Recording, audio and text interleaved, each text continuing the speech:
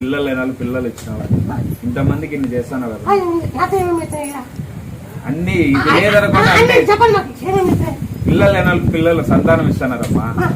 ఆర్థిక ఇబ్బందులు ఉన్న వాళ్ళకి, అప్పుల బాధ ఉన్న వాళ్ళకి ఏదో రకంగా ఏదో ఇంకో రూట్ లో వాళ్ళకు చేస్తున్నారు.